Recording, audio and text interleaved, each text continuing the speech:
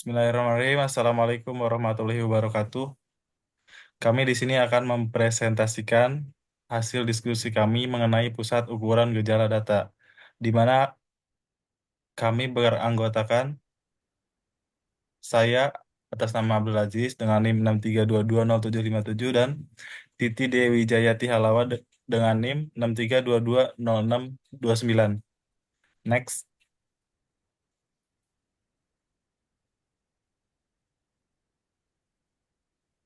Pendahuluan. Statistika deskriptif adalah bagian dari ilmu statistika yang hanya mengolah, menyajikan data tanpa mengambil keputusan untuk populasi. Dengan kata lain, hanya statistika. Dengan kata lain, statistika adalah ilmu yang mempelajari bagaimana merencanakan, mengumpulkan, menganalisis, menginterpretasi, dan mempresentasikan data. Singkatnya, statistika adalah ilmu yang berkenaan dengan data. Next.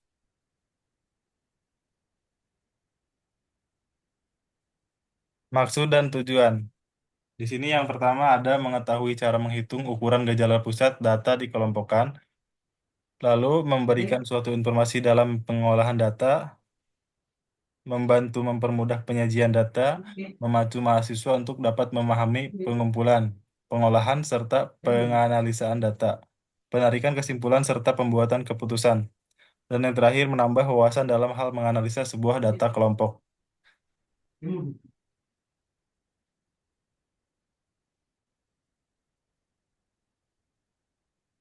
Selanjutnya ada pembahasan, yaitu landasan teori. Ada beberapa syarat agar suatu nilai dapat dikatakan sebagai nilai sentral, yaitu yang pertama nilai sentral harus dapat mewakili rangkaian data. Perhitungannya harus didasarkan pada seluruh data. Perhitungannya harus mudah. Dan yang terakhir dalam suatu rangkaian data hanya ada satu nilai yang sentral.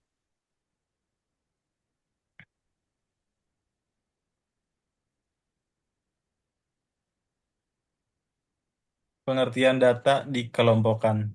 Data yang dikelompokkan adalah data yang sudah disusun ke dalam sebuah distribusi frekuensi sehingga dapat data tersebut mempunyai interval kelas yang jelas dan mempunyai titik tengah yang jelas.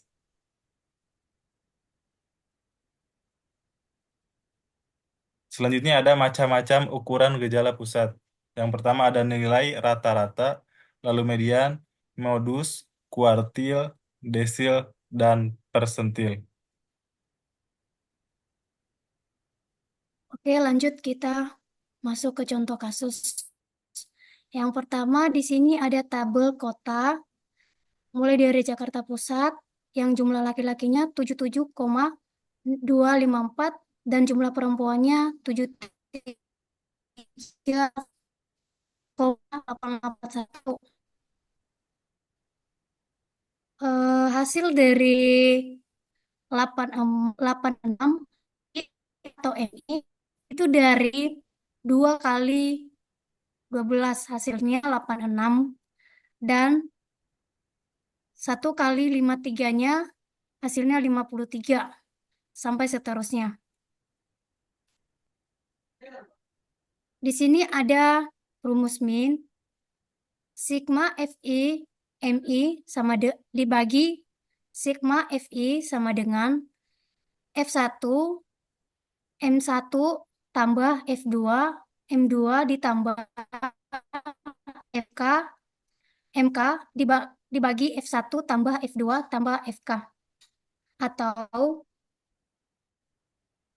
2,43 ditambah 1,53 ditambah 4,63 ditambah 2,73 ditambah 3,83 dibagi 12 hasilnya 786 dibagi 12 hasilnya 65,5. Di sini ada lagi rumus median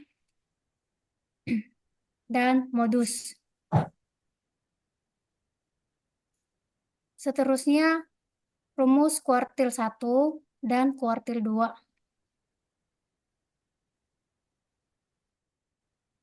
Seterusnya di sini ada rumus desil 1 dan desil 9. Dan persentil ke-70-nya ini hasilnya. Hasilnya 75. Kesimpulan dari pembahasan kita, dari pengertian dan penjelasan di atas dapat disimpulkan distribusi frekuensi mencakup penyajian data, pengelompokan data ke dalam satu daftar atau tabel, kelas interval, serta diagram dari hasil penelitian. Sedangkan ukuran gejala pusat data dikelompokkan mencakup